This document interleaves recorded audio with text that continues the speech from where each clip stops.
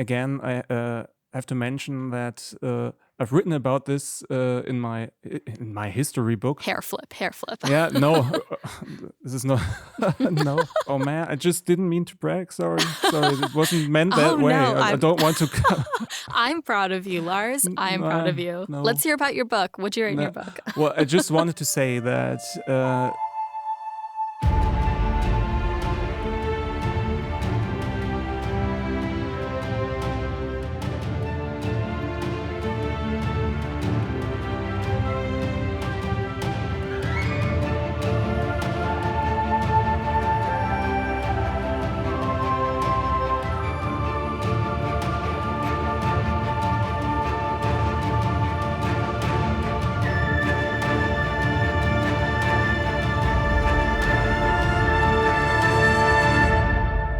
Welcome to Breakfast in Beauclair, a global Witcher podcast. My name is Alyssa, and I'll be your host as you, I, and our international Hanza accompany Geralt of Rivia and his destiny, Cirilla of Cintra, across the continent. Merry Christmas and happy holidays, happy Hanukkah, happy Kwanzaa to everybody who's celebrating around this season, and I think Happy New Year as well. This will be our magical holiday episode, and do we have a good one for you?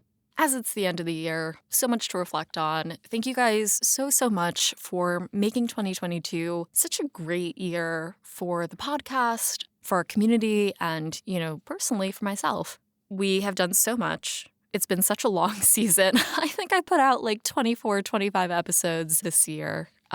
Which has been the most that I've done without any sort of break.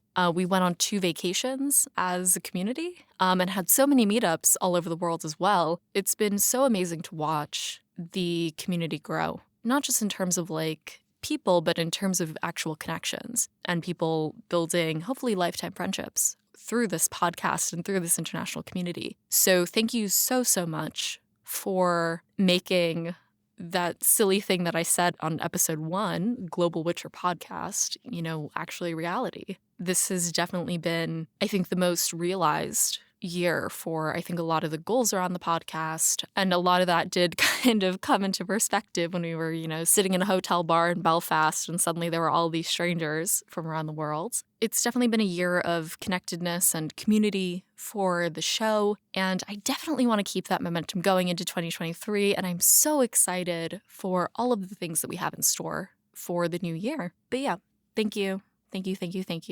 But aside from the usual holidays, we also have a very special event going on this weekend, the release of The Witcher Blood Origin. Lars and I spent some time when we recorded this episode at Thanksgiving about a month ago, speculating about Blood Origin, what would happen in it. And guys, I got to see it last week. Ooh, so I have secrets. I can't tell you anything about the show. You're just going to have to see it when it comes out in 3 days. But 2 requests for you guys. As is Hanza tradition, if you're part of the Hanza Discord, we have developed the tendency to make bingo cards for a lot of upcoming series or movie shows, crappy rom-coms we're watching. So if you have any suggestions to put on our Hanza's Blood Origin bingo cards, let me know. Send it to me. I'll put out calls on social. The free space is monoliths. That is, the word monoliths is the free space on our Blood Origin bingo cards. But if you have any other suggestions, send them my way. Aside from that, if you happen to have any selfies of yourself sitting down to watch the show, or people tend to make spreads of food for the premieres, definitely send them to me as well. And I'll put them on a little collection about how we're celebrating Blood Origin. If you want to see a little sneak preview of what you guys can expect from The Witcher Blood Origin, I put out a short little video of my favorite things from the show on Instagram, Twitter, and guys, we're on TikTok as well. So you can follow Breakfast in Beauclair at Breakfast in Beauclair on Instagram and TikTok, as well as at Beauclair Pod on Twitter. and at Breakfast in Beauclair podcast on YouTube. If you are interested in being a guest on Breakfast in Beauclair, I would love to have you. You can apply to be a guest on the show at bit.ly/WitcherGuest56. That's bit.ly/WitcherGuest56. And I'm looking for guests for Time of Contempt as well as The Witcher Season 3. Applications will be open through January 2022, so make sure you apply because I would love to meet you and have you on the show. It's so important to me that Breakfast in Beauclair continues to be a community-led, community-driven podcast. Part of that is bringing you on and your voices and your experiences to our discussions of the Witcher universe. So please apply bit.ly/WitcherGuest56. Another way to contribute to the podcast is by filling out the Breakfast in Beauclair annual listener survey. This is something that I've done every year for the last few years, so make sure that your voice is heard by submitting to the listener survey. You can find that at bit.ly/listenersurvey2022. That's bit.ly/listenersurvey2022. As always, thank you to our patrons and producer-level patrons who have supported us for not just this episode, but man, for this year. Thank you to our producers, Louise of Covier, the owner of the Churlish Porpoise, Katie the Redhead of Toussaint, Jacob B., Ava of Gullet, B. Haven at the Edge of the World, Charlotte from Vegaberg Glamorai, Red Kite, the Original Roach, Connor's Cat, Libby, Wolf, John of Riblia, Tom from Australia, Jill Kate the Tabby Witch, Ollie from Sweden, James Carson III, Sally Sib Sorcerer, a Toussaint Knight, Miriam of Temeria, Softy, and Mary the Moo. If you would like to learn more about becoming a patron of the show, head over to patreon.com/breakfastinbeauclair. As for this episode, Lars from WitcherFlix joins us for a special discussion of The Witcher Season 2, The Witcher Blood Origin, and the future of The Witcher at Netflix. Join us as we discuss the highs and lows of Season 2 and look ahead to Season 3, our predictions and questions for the upcoming limited series Blood Origin, the spin-off stories we'd greenlight, the elephant in the room, and Lars' Prophecy. Without further ado, let's get to our conversation on The Witcher at Netflix with Lars from WitcherFlix. Welcome to Breakfast in Beauclair. My name is Alyssa, and today I have a very special guest for the show. My guest today is a beloved staple in the fandom, best known from WitcherFlix, your go-to destination for daily news and Witcher lore. He's also a writer and songwriter and has produced an entire album inspired by The Witcher, as well as an upcoming book, A Short History of the Northern Kingdoms. Please welcome back Lars from WitcherFlix. Hi, Lars. Hey, Alyssa. Hi. It's so nice to see you and hear from you. It's been a hot second since you were last on the podcast as a guest. I think we had you at the beginning of 2021 to open Blood of Elves. So what have you been up to the last 2 years? Yeah, lots of news to cover. I think about the Witcher Netflix show in the last almost 2 years, right? Yeah, isn't that crazy? Yeah, absolutely. Yeah, there was the release of the show last year. Lots of buzz around the show. Since then, lots of things have happened. And then you also have your album that you made after season 1 of The Witcher show, as well as your upcoming book, A Short History of the Northern Kingdoms. Yeah, I'm still editing the book. It will cover the whole history of the Northern Kingdoms. Up from the start of the first elder races appeared on the continent right until, I don't know, the final chapter will be about the first Nilfgaardian War. Ah, okay. And I don't know, thousands of years. Yeah. At about 70,000 words. Oh. That's the word count at the moment. Yeah. So it's a novel.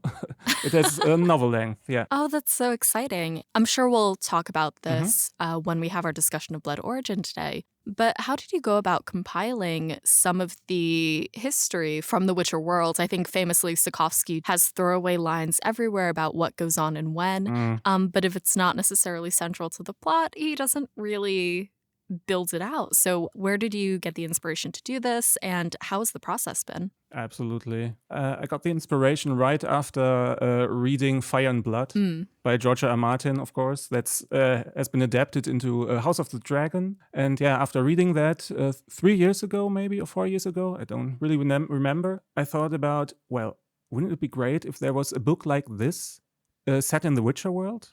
Yeah. Yeah. Sapkowski would never do it. Of course, Sapkowski would never release something like that. He always says the characters only serve the plot. This is a sentence he said when we visited Luca back in 2019 when we saw him talk about everything, the show and all this stuff, everything, right? And I thought about, okay, so I have to do this myself. I just want to read about it. Well, let's give it a try and start the research. Yeah, you're right. There are some sentences all throughout the books, but nothing's too substantial, I would say, when it comes to the early history on the continent. Sure. Well, this is why the chapters on the early history of the continents, of course, isn't as thorough or aren't as thorough as the later chapters. Yeah, just like in our own world's history. I don't know how much do we know about ancient cultures, Sumeria. I don't know what the English expression is for that culture. The first ancient culture in what is nowadays Iraq and Iran. And well, we don't know that much, of course, compared to 18th, 19th century history. And yeah, it's like that in this fake history book I'm writing at the moment. And yeah, but I think it's what's so interesting about that. There is a lot about the later history on the continent, but not as much as maybe he's writing about the present day, of course. So it's kind of like a canvas, maybe. Yeah. So I can where you have the opportunity to fill the gaps. Of course, always in the spirit of Sapkowski. And there's a lot of things in this history book where I filled the gaps, and I got myself inspired by actual Greek legends or mythology. Okay. And I put something like that in the books as well. So there's one Greek story from Greek mythology that I kind of adapted into the Witcher world. Oh, that's so interesting. I mean, that in and of itself does feel like it takes the spirit of Sapkowski, because he appropriates mythology from everywhere. Yeah. So I love that you brought that in as well. Well, I'm so excited to hear more about that, as I said, as we discuss the Witcher Blood origin and beyond. But for now, what we're going to do today is basically do a recap of The Witcher Season 2. We'll talk about Blood origin, as well as the possible future for The Witcher at Netflix. The Witcher Season 2 was a loose adaptation of part of the plot points of Blood of Elves by Andrzej Sapkowski, the first novel that he had written for The Witcher. And it covered everything from A Grain of Truth short stories all the way through Ciri's time at GoodMorhen and other plot points that we might be familiar with from that first book. So some of the things that had really stood out to me about The Witcher Season 2, huge praise for, I think, the overall production. I was really impressed with certain aspects of the sets, of the props. The costumes were nice. Parts of the story that I really enjoyed were adaptations of A Grain of Truth, which I thought, even with production liberties, I thought was a really great adaptation of a short story that we all love. The other standout for me was really the development of the Nilfgaardian and Elven alliance. I thought that plot point overall was something that there was a lot of room to play with, because it's never really discussed in the books. And so I had a lot of fun watching that storyline play out. On the flip side, one of my biggest critiques for Season 2 is really wrapped up in the Volithmir storyline. I don't think that'll come as a surprise for anyone who's listened through this season of Breakfast in Beauclair.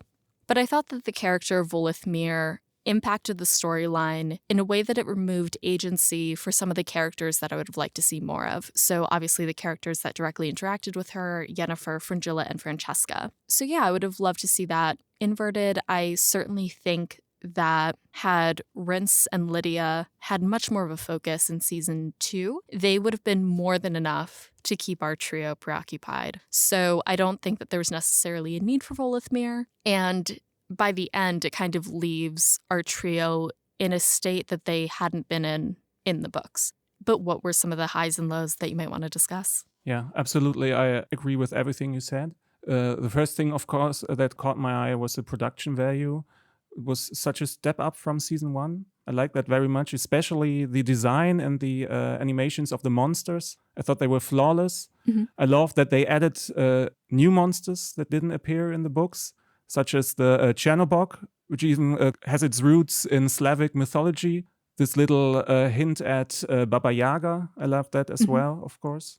What I really thought was great was the casting again. Yeah. And just like in Season 1, the actors and actresses were, well, all around great, I think. Well, I can even tell you what my favorite character or actor or actress was in Season 2, because there were so many. Yeah. I think the side characters even stepped up their game. Well, I loved Triss in season 2. Anna Schäfer did a very great job, as well as Royce Pearson as Istred. Oh, yeah, he was great. Even though he doesn't appear in Blood of Elves, so he was actually kind of a new creation for this adaptation of Blood of Elves. Yeah, of course, Kim Bodnia as Vesemir did a great job. Christopher Hivju as Nivellen in the adaptation of A Grain of Truth. So good. Absolutely, maybe my overall favorite episode of the whole show. Mm-hmm. It's a tie with the one with Astriga in Betrayer Moon. Yeah. Betrayer Moon, right. And yeah, this was great as well. And my personal favorite minor characters definitely in season 2 were Codringa and Fen. Oh, they were so much fun. I loved the two. They had, I think, 2 scenes. I don't really remember. Just a few short scenes, but I loved them from the moment I saw them. They were absolutely perfect. Yeah. I think they could even make a great show in itself together. A detective story maybe on the continent where they solve riddles. I don't know. That was perfect. Simon Callow and Lisa Carr did absolutely great jobs. I loved them. And yeah, so I think the production value, the actors and actresses, as well as A Grain of Truth, the episode, were totally standouts in season 1 for me. Of course, I said I agree with all of you said. So yeah, there were some things I didn't quite like, of course, in season 2. And Volithmir is at the top of my list as well, I have to admit. Where this character turned the whole story upside down. Not only from a book reader's perspective, because a lot of parts of season 2, was barely recognizable as an adaptation of Blood of Elves, but also because Volithmir changed a lot of characters and the characterizations. It's actually exactly what you said and talked about just a few minutes ago. In the beginning, I was quite intrigued by Volithmir, not only because she appeared as a Baba Yaga, and this first sequence in the hut, I loved them. I was kind of surprised, was intrigued and just wanted to find out what it would lead to. But I thought that this whole plot was over in 1 or 2 episodes. And Volithmir was the main villain in season 2, and I wasn't a big fan of that. Is there anything that you would have changed or adapted? I think I've talked repeatedly on the podcast about what I would change, and I would really focus on Rince and Lydia, I think, as those 2 big villains. I think they were really more focused on Jaskier and Yennefer this season, but really pushing them out and everybody feeling their impact across the continent. And I think that would have been enough for the season. But are there any changes or adaptations that you would make if the Volithmir storyline had been removed? Yeah, absolutely.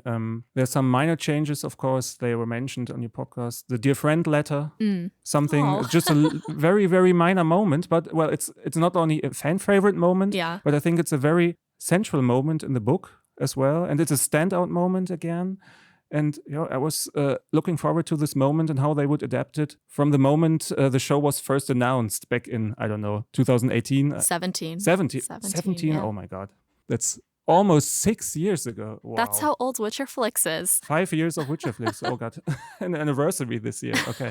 Yeah, the Dear Friend letter, but also some bigger plot points. I was so looking forward to the chapter where Geralt, Ciri, and Triss travel together with Yarpen and the dwarves. Yeah. And where they stumble upon the ruins of Sherawet and the Scoia'tael commandos have their first appearance. I think this would have made for great television. Yeah. So many character moments, you have action scenes. The biggest opportunity I think that we could have had, and the more that I am kind of thinking about it as I'm formulating thoughts, my perspective is shifting slightly. But, we at least did get to see Jeremy Crawford as Yarpen. He's flipping great. Absolutely. Also listen to the podcast. Hey, Jeremy. Yeah. Hey. But aside from that, I think that a lot of Blood of Elves is spent establishing Ciri's moral compass and setting a baseline for what that is when she's not under duress. Obviously, she's coming from the slaughter of Cintra. We're going to kick off Time of Contempt in the rest of the series. And if you've read the books, you kind of know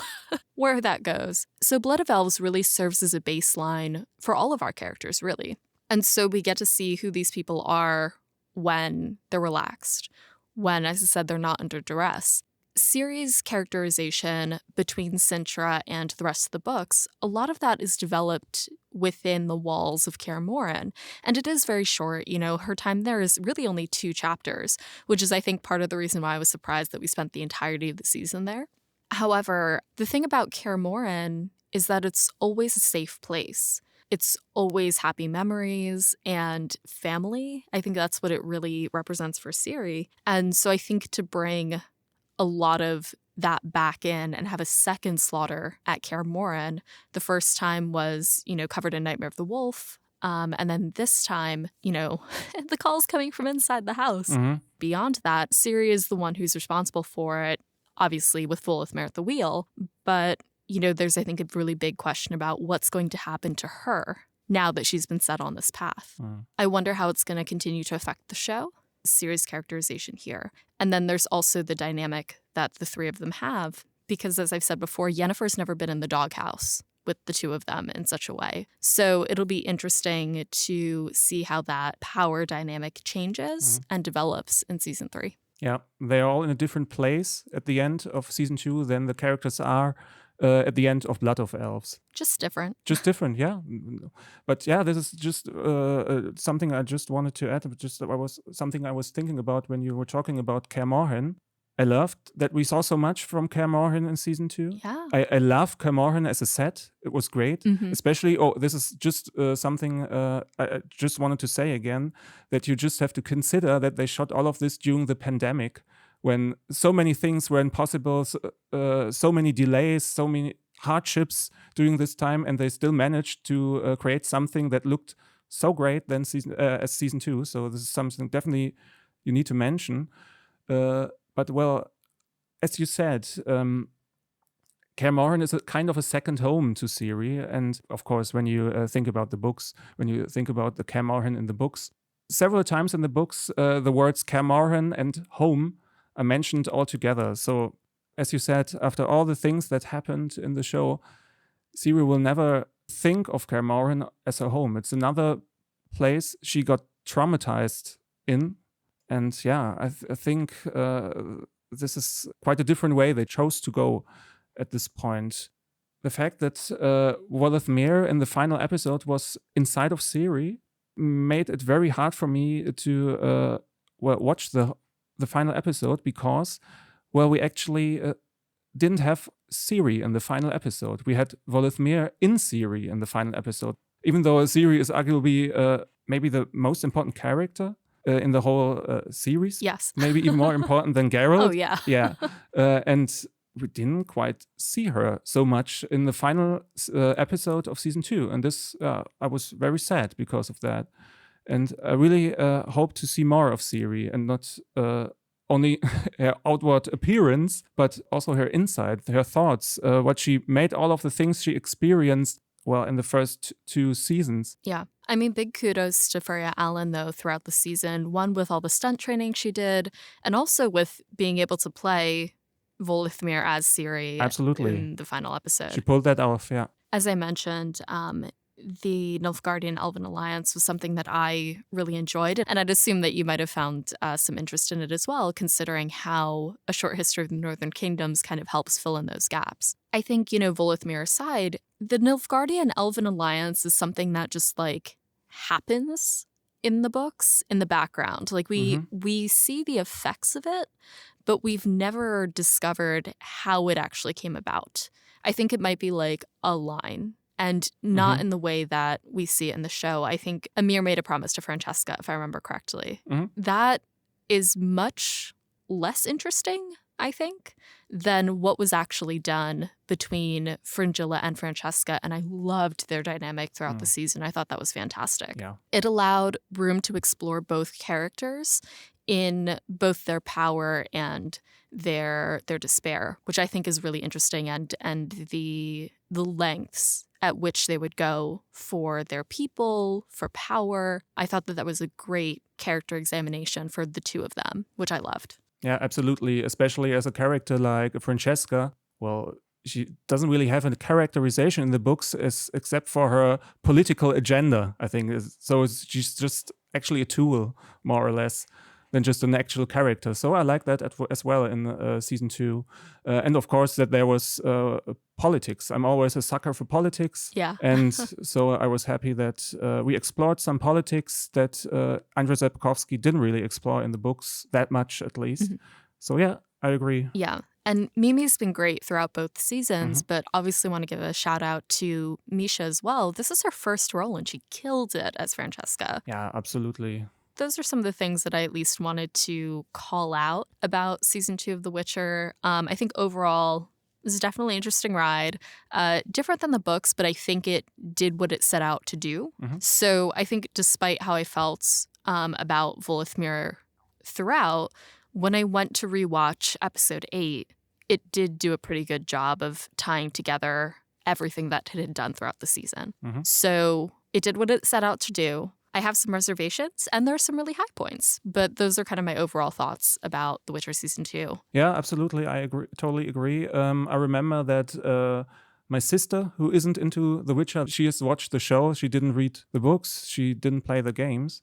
And she loved Season 2. So she comes from a show watcher only perspective, and she doesn't really have the book back in her head. She can just watch the show, enjoy it, and she actually enjoyed it. So there are definitely people who had a lot of fun with this season. Even as maybe as book readers, we have some things to criticize, and I have to say I felt entertained throughout season 2. So I was definitely able to differentiate between The Witcher as a standalone fantasy show on the one hand and as an adaptation of one of my favorite books on the other hand. Yeah. So if you're able to differentiate as a book reader between those two aspects, you can definitely have fun with season 2, I think. I love that. That's like a really nice way of summarizing that. And as we kind of look ahead, so this episode with Lars will be coming out 3 days, I believe, before The Witcher Blood Origin premieres on Netflix. So this is the Christmas episode. Merry Christmas, everyone. Merry Christmas, everybody. Oops. In reality, it's like the weekend after Thanksgiving. So we're doing this about a month in advance. So we haven't seen really much about The Witcher Blood Origin besides the teasers and then the one trailer, characters, descriptions, that sort of thing. So from what we know about The Witcher Blood Origin, the official plot summary is set in an elven world 1,200 years before the time of Geralt, Yennefer, and Ciri, The Witcher Blood Origin will tell a tale lost to history, the creation of the first prototype Witcher, and the events that led to the pivotal conjunction of the spheres, when the worlds of monsters, men, and elves merged to become one. This feels like a very nice follow-up to our conversation earlier about your short history of the Northern Kingdoms.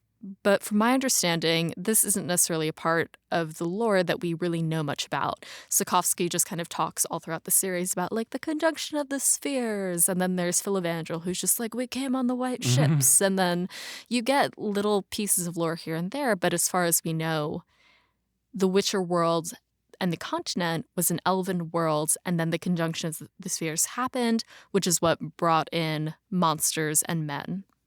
So that's kind of like a brief overview of that. But what are some of your thoughts about the upcoming show, and what opportunities for storytelling do you think that they have based on what you know about the history of the continent? Yeah, right. I think just like I said earlier, the fact that they chose to adapt the times of the conjunction of the spheres results in some kind of canvas that they have. They have a blank canvas. There isn't a lot that Sapkowski has written about this conjunction and the early times of the elves, or the arrival of the humans and other species. And I think, this is a very great chance for them to explore this time and create a story that fits right into the Witcher world and create something new at the same time. This is something I'm looking forward to. What actually maybe happened during this time, yeah. Yeah, absolutely. A bit about the production of Blood Origin. Blood Origin is being show-ran by Declan DeBarra, who wrote a couple of notable episodes for The Witcher main series as well. He wrote Of Banquets, Bastards, and Burials, which I believe was episode 4 in season 1, as well as The Grain of Truth, which was the season premiere of season 2. Both, standout episodes. So I'm excited to see what perspective he's bringing to this. If I remember correctly, I think he wrote a tweet at some point, in the last 2 years or so about just kind of finding an opportunity to, hey, we have room for more stories set in the Witcher universe. Why not this? I'm so curious about this, the conjunction of the spheres. So I'm really curious to see like his take on that. And there's a really interesting cast, which I'm so excited about because there's Michelle Yeoh, who's phenomenal and who's generating Oscar buzz with Everything Everywhere All at Once. And then it's a ton of newcomers, which I think is awesome. Netflix and then their partner production companies over the last few years have done a really great job in investing in new talent and turning, people into superstars when you think about shows like Sex Education. Stranger Things. That's part of the reason why I'm super excited and hopeful for the Witcher Blood origin, because I'd love to see, some of these actors getting their due. And I think that'll be great for the show as well. And then Michelle will also be the very first East Asian actor that's so great. to have a line in The Witcher, and I'm so excited for that. Yeah. Well, I'm a big fan of this country, are the beautiful Icelandic landscapes. Ooh, yeah. They are absolutely perfect to stand in for a show that focuses on civilizations and cultures that are long gone and existed in prehistoric times. And the landscapes were so breathtaking in this short teaser trailer, so I'm really looking forward to seeing more of this. The fact that The Witcher shoots in Iceland is just awesome. Yeah, I haven't been to Iceland. Have you? It looks lovely. It's so beautiful, yeah. I don't know, in 2017, I think, just for 10 days. Pre-WitcherFlix. Pre-WitcherFlix, a few months before I started this page. Is that the last time you had a break? Yeah, maybe. But oh no. No, of course not now. At the time, I was I think a lot of people who are listening to your podcast, 100% into Game of Thrones. This is why I did several Game of Thrones tours in Iceland, which were great. Of course, they were done by extras who were on the show. Breathtaking landscape. And maybe someday there's a Blood Origin tour in Iceland. And we all have to go to Iceland again. Maybe one day there's a Hanza meetup in Iceland. I think everybody has to go to the Blue Lagoon, from what I've heard. Yeah, it's beautiful. Are you coming to Austria with us next year? I just have to check my calendar first. Tentatively October. Tentatively a weekend in October. Short hop, skip, jump. Cool. Okay. And I guess to keep the ball rolling, when we think about the trailer, we haven't gotten too much about the plot, which is, okay by me. I think a lot of what we know about the show right now is coming from written descriptions from Netflix on their social media or on their official website. From what we've heard, there are 3 warring clans that have to work together when the conjunction happens. Like, it's a little unclear, and that's okay by me. Like, I don't mind not knowing too much before we get in, but I am excited to see what happens. I will be a little sad if Michelle Yeoh dies at any point. She won't. Maybe a heroic moment in the final scene. Maybe this would be okay. Maybe I'd be super sad if Michelle Yeoh died in the show. Skian, I think her name is. Skian, right? From what we've seen, the production looks interesting, and I'm excited to dive into something, as I said, that we haven't explored in any media, really. So it's kind of ripe for opportunity. Hopefully this will kind of see a continuation of limited series that really explore the world, as I think Netflix continues to invest in The Witcher in general. Yeah, totally. What's interesting about this show is that almost, I think, the whole cast is with elven characters. We have an elven show, an elf show. I can't, at the top of my head, I can't think of another show that focuses that much only on elves. And this is, in Lord of the Rings and the Rings of Power, of course, the elves are, these are different elves, of course, but they aren't part of the story. But it feels like in Blood Origin, the elves, from what we know at this point, they are the story. And this is quite interesting, I think. And I'm really looking forward to that.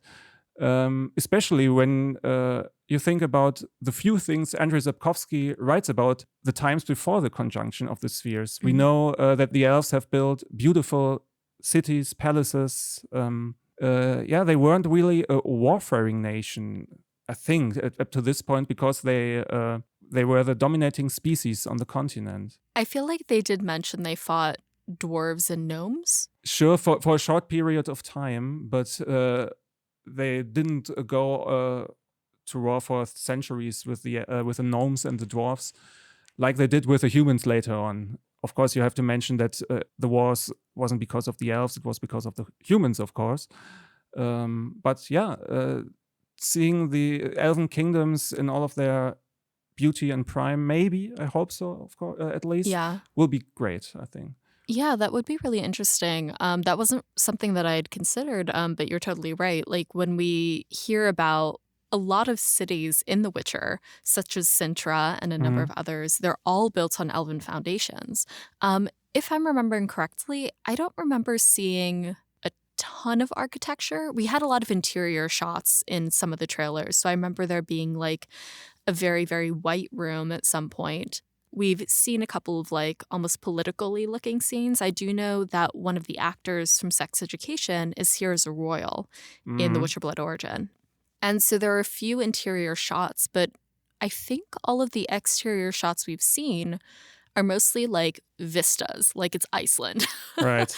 So I'd be really curious to find out if we're going to see some of that really incredible architecture. And I think the question that follows becomes, ooh, is there ever any point at which we actually see the elves destroying that legacy? That would, I think, be a very, very interesting close to the show if some of that was focused on just tearing down their palaces and fleeing. But I don't know what the time frame is for this. Yeah, we don't know. So, we'll see, yeah. So there is one thing we haven't spoken about at all yet with Blood Origin, and that's the creation of the first prototype Witcher. Of course, maybe the most important thing, yeah, right. Yeah, so, yeah. Good question how they are doing that. I remember in the books, the first Witcher was created by two mages, human mages, that is. I don't know how many 100 years after the conjunction of the spheres, maybe. Yeah. But I think they will shorten the time from the conjunction of the spheres to the creation of the first Witcher a little bit just for the sake of the show. But I have a feeling that maybe the elves could be the ones to create the first Witcher because we only have elven characters that we know of, maybe. Yeah, I think that's part of my question about like when does the conjunction happen? It's a 4-episode limited series. So I would assume that it happens at the end of episode 1 or at the end of episode 4. I feel like there's nowhere else for it to go. So I'd be, same thing. I'd be curious to see if it's humans that start this, if it's like the humans' way of dealing with the elves. Is it the humans' way of dealing with monsters, as we heard in Nightmare of the Wolf? Or is somehow an elf the first prototype Witcher? Yeah, maybe. And what does it mean? Yeah, I have no idea. Just all questions that will be answered in 3 days' time. In a few days, right. And I think a standing question, I feel like I'm going to get, there's definitely people who are going to turn off this episode of the podcast or hit forward like 30, 40 seconds. Monoliths. Yeah, right. The monoliths. Yeah. The monoliths are such a huge part of the Netflix series that were brought in during season 1. And we do see them in the trailers for Blood Origin. So I wonder if this is also going to be a monolith origin story. Yeah, I think so, especially as it would be a good way to connect the two shows. Yeah, and then we'll also see Jaskier and Minnie Driver doing that too. So lots of potential for crossover if people are coming from the main series to Blood Origin and back again. I'm optimistic. Yeah, for sure. I think the show will do what it is set out to do. And I'm excited to just kind of like sit back for the ride. Yeah, I mean, it's Christmas and we have new Witcher, so some time to watch The Witcher on Christmas. What's not to like about that? So yeah. But you're right. We will see what it will be like, the show, and well, we can stay optimistic. So it's always better to be optimistic than pessimistic. So. Oh, yeah, absolutely. So there are a lot of signs that point to it being a nice addition to the Witcher Netflix-verse, maybe. Only 3 more days to go. Yeah, for you guys. For you guys, we have to wait a month. For you guys listening to the podcast, we have to wait a month. And yes, so I think as we look beyond The Witcher Blood Origin, there's quite an expanse of opportunities that Netflix is kind of moving toward for the future of The Witcher. Obviously, there's season 3 of the main series. And then we have a number of previously announced spin-off shows and films. So they've talked about some sort of animated family show, other anime movies, possible live action series, limited series similar to Blood Origin. So there's a lot of places that Netflix is going to take us within the world of the continent. But just to address the elephant in the room, we know that season 3, which will premiere next summer, will be Henry Cavill's final season as Geralt of Rivia. I don't want to spend time speculating on why. I just personally, I don't think it's my personal business for why he's leaving. I just don't think it's worth discussing, nor do I necessarily think that anything is going to change that decision. It has already been announced. Netflix and Henry have established that. They have their contracts. They have their legal teams. And so the why for me is not part of this. However, we are looking ahead then to Liam Hemsworth for season 4. So how are you feeling about the casting change? Like, what are your kind of overall thoughts about what this could mean for the future of The Witcher? Yeah, I remember that it was a Saturday when it was announced, and I was just sitting right in front of TV watching I don't know what. And suddenly my sister again, out of all people, wrote me, "Have you heard already? Henry Cavill is out." And I just looked it up, and it was a shock. I have to admit, it was a shock because I'd never expected something like this.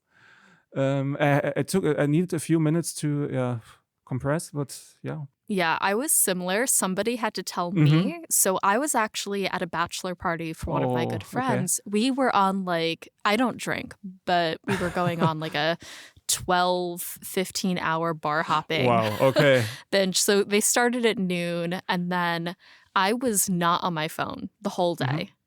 So I had no idea, and I don't get Discord notifications for any Discord. And the Hanza Discord was blowing up. And apparently they had decided not to text me or anything because the people in the community knew that I was out all weekend, which is kind of them.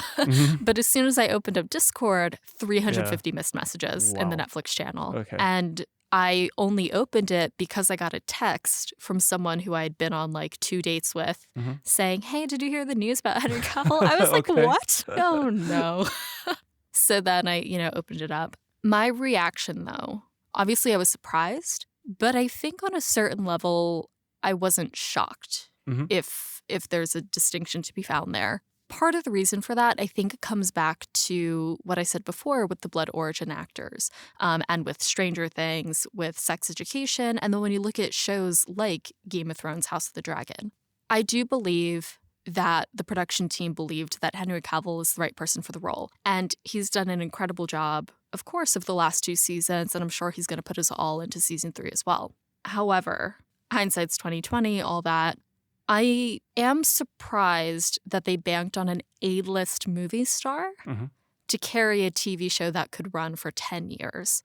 Especially when production takes, the filming itself, not even production, but the filming itself can take anywhere from half a year to 9 months or more. That's a lot to lock in an A-list actor for. So part of me isn't necessarily shocked or surprised, but I do think it's part of the outcome of, that investment. And when you look at shows like the ones that I named, a lot of them are led by actors who are just starting out. I think especially when those actors grew up on set.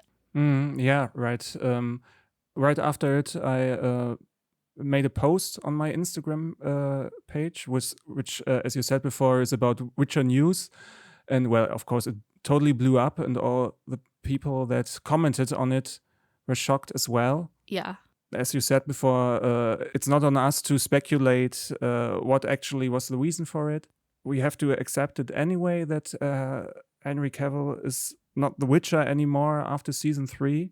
But I think there are a lot of things that can make or break a show, and it not only depends on one actor or recast. Yeah. And when we talked about season 2 at the beginning of this episode, we mentioned so many things that were great and that we didn't think were not so great, and they weren't related to actors or actresses. Yeah. So I think there are so many aspects that are equally, if not more important that one single actor, even though, of course, Henry is the main actor. The show is named after his character, of course. He plays the most important character in the show, of course, Ciri. with Ciri in mind, Yeah. of course, yeah. There are so many other things that are so important for season 3 and season 4, which is confirmed by now, that could make the show great or not so great. So this is something that we always have to keep in mind when thinking about what's happening now with The Witcher, because it's always so hard to find the right words with these topics, as you said before. I mean, obviously we wish Henry all the best. Of course. I don't think he needs our well wishes, but I do wish him the best, of course. I'm genuinely interested to see what Liam Hemsworth will bring to the role. And I think, again, hopefully he'll ride out the rest of the series. There's so many moments that I'm looking forward to seeing on screen. Baptism of Fire, my all-time favorite book. Yeah. Excited to see what Liam will do with some of that material because it's so fun. Imagine coming onto a project and the first thing that you have is Baptism of Fire. That sounds like a delight. That's right. Yeah. From Geralt's perspective, like an actor's perspective, stepping into Geralt, how fun. Yeah, what a great book to start on. Yeah, definitely. So I think we just, all the people that are quite critical towards him, just give him a chance first and see what he's doing with the role. Of course, he will make Geralt his own. He will make his own interpretation of Geralt. But maybe it's equally great. So let's see first. And I think as we move on, there's so much more, I think, besides the main series, of course, that, as I said, Netflix is exploring. Some things we've heard a little bit about, some things we haven't. But there's the animated family show, there's other animated movies, there's other limited series in the pipeline. What are some of your curiosities, speculations about some of the spin-off shows and films? Yeah, right. There's so much to explore in the coming years for The Witcher. If all the rumors are true, of course, always have to keep that in mind. But I think, as you said, the kids and family show is confirmed by Netflix. And I think the second anime movie as well. When I first heard about the kids and family show, I had to think of a post I did on April the 1st in, 2 years ago. Yeah. Because, I always do on my Instagram page an April Fool's post about all kinds of stuff.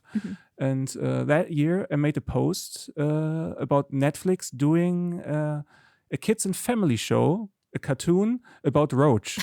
So I'm still hoping that they maybe took inspiration from my post and this kids and family show would be about Roach. Get that payout, Lars. Yeah, right. I just have to consult my lawyer maybe. No.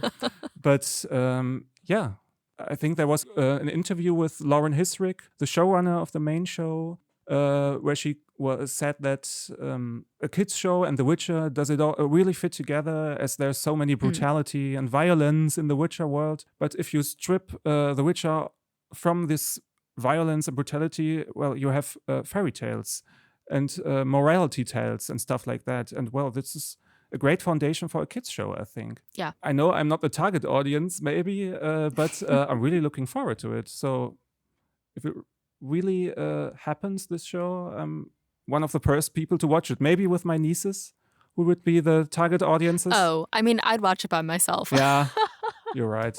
Yeah. I would do probably as well. Yeah.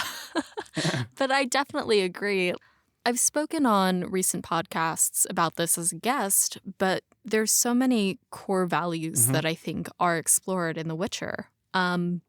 And then, of course, you have the scenes at Kaer Morhen that we'd spoken about, in which Ciri is kind of defining her own moral compass throughout chapters 2 and 3 of Blood of Elves. We just know so little about this, but there's so many opportunities for where this could go. Like whether it is this storybook of different, fables that take place in The Witcher, or if it's like Vesemir has a new story for you, Lambert has a new story for you, don't pant like a dying mammoth. We just don't know too much about it yet, so I'd be very curious. And I'm also really curious about the art style and like where the opportunities are with that. Because when you think about kids and family, it's either 2D digital animation or 3D digital animation. And I just don't even know where the Witcher would fit in. I would assume 2D animation similar to Nightmare of the Wolf, but obviously like the characters in that anime are a representation of that media. They're angular, they're hot, and everything's like over the top. So I'm really curious to like see how they'll make not just the material, but also the artwork and the art direction kid-friendly. Yeah, absolutely. You know, when I did this post with, I think I called my fake show Roach's Adventures. It was very cute. It was, well, this idea was based on a German kids show called Bibi and Tina, which is about two girls, I don't know, who are living on a horse farm, I think. And one of these girls is a witch and has magical powers. Cute. So it's not that different from The Witcher. And because of this post, I always imagined this show in the art style of Bibi and Tina. But I don't think this will ever happen because, I don't know, it doesn't look that great, especially if you compare it to maybe other Netflix animated shows. Yeah, I have not explored the Netflix kids animated catalog. Not really. No. But I have looked at the adult animation on Netflix. So adult animation is a very specific art style. When you look at shows like Inside Job, Big Mouth has a very, very specific animation style. And the way that I think someone phrased animation for adult cartoons in general, it's like who can be the absolute ugliest and still make a television show. And, you know, there's some parts of adult animation that I could see that with. But yeah, when it comes to the kids stuff, I think there's a huge amount of opportunity there. So I'm excited to see the development behind that and why they chose the direction that they did. As we grow from kids animation to adult animation, the new anime movie. So this is not a direct follow-up, but follow-up to The Witcher Nightmare of the Wolf, which focused on the sacking of Kaer Morhen. And all we know about the new anime film is that it's either supposedly called or the working title is The Witcher Sirens of the Deep. So if you've read the books, there's so much that I think we could speculate from the title alone. When I first heard Sirens of the Deep, the very first thing it brought me back to was the short story Little Sacrifice, in which Geralt is fighting this underwater army and these guards from, I believe, the city of Ys. Yeah, that was the first thing I thought of. But what do you think about it? Yeah, when I heard the title, of course, I took it quite literally. And the sirens reminded me, of course, of Skellige and, well, The Witcher 3, even though it's, of course, adapting something from the books. But yeah, I think a Little Sacrifice would be a perfect story to adapt in a standalone movie.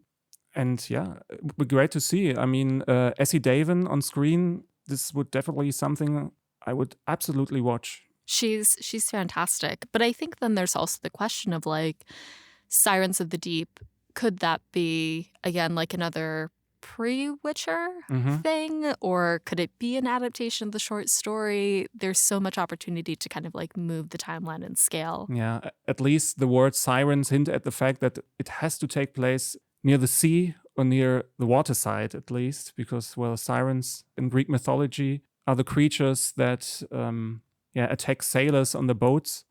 I think it could be set by the sea. So much to go off there, though. I'm so excited to learn more about it because as much as Nightmare of the Wolf stressed me out, it was very fun to watch. The art style was great, and I loved how they had a certain level of crossover between the live action series and, you know, what we saw in the anime. So things like the medallion tree, which looked fantastic in both mediums. And I loved that they had that. The last thing that's a possibility in the future of The Witcher at Netflix is continued live action limited series. So of course, we're starting with The Witcher Blood Origin, 4 episodes set at the time of the Conjunction of the Spheres.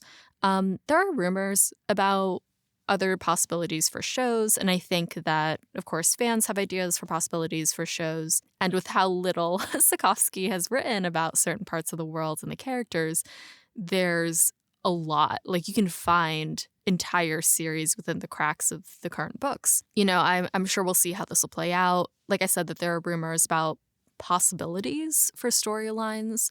Are there any subjects that you would like to see explored in a limited series if you had 4 to 6 episodes to dive into something in the Witcher world? Yeah, absolutely. Again, I have to mention that I've written about this in my history book. this is the part of the Witcher history or the history of the continent that was just awesome to write about. I'm talking about Falca's Rebellion. Oh, yeah. It's one of the stories Sapkowski actually wrote quite a lot about compared to other aspects of the history of the Witcher world.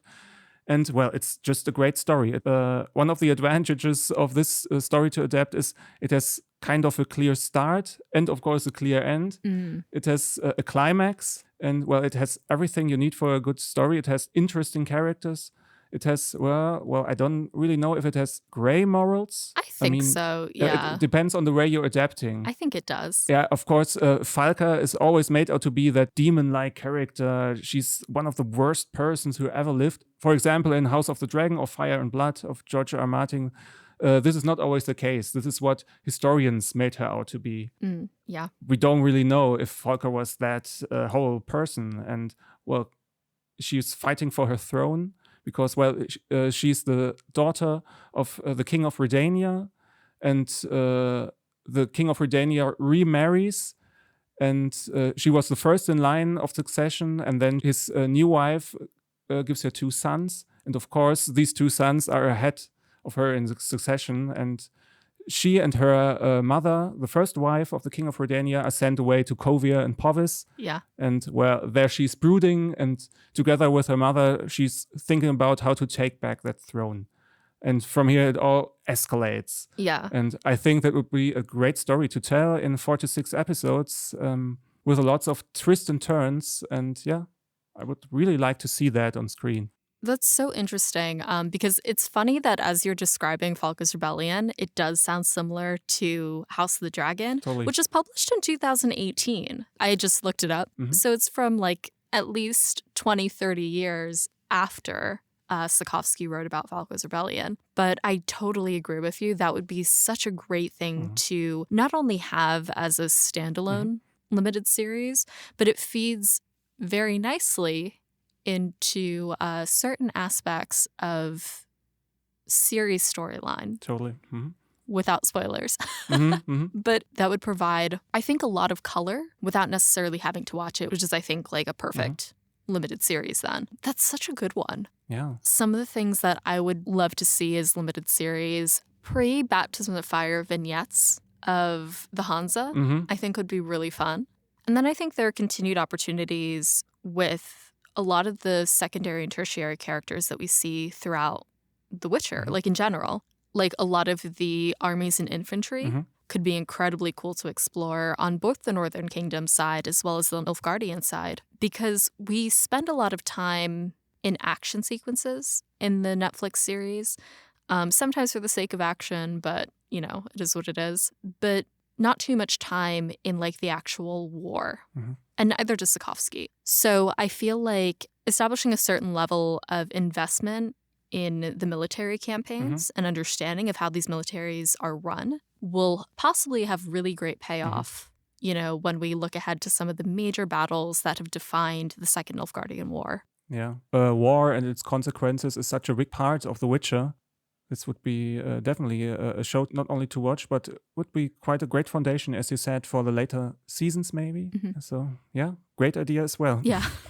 That makes me really excited, though. Like I said, I think there's a lot to possibly look forward to as we continue to move on with the future of The Witcher at Netflix. Lars, any last thoughts on anything we covered from season 2 of the Netflix show to Blood Origin or the future of The Witcher at Netflix? First, thanks for having me again. It was great fun as always to be on your show. And, well, it's an exciting journey, I'd like to say. The years ahead, the months ahead, the shows to watch. There's so many happening at this moment in the Witcherverse, not only in the Netflix Witcherverse. The next gen update for The Witcher 3 has been released a few days ago. It has, yes. At the time of recording, we have a few weeks to go, but by the time this episode comes out, it'll be about like 8 to 10 days. It'll have come out last week. Yeah. I suppose I have played a lot of The Witcher 3 in the last 10 days, I think. Okay. Okay. Preparing the body, preparing the mind for jumping in back in. So, well, there's so much things to look forward to, I think.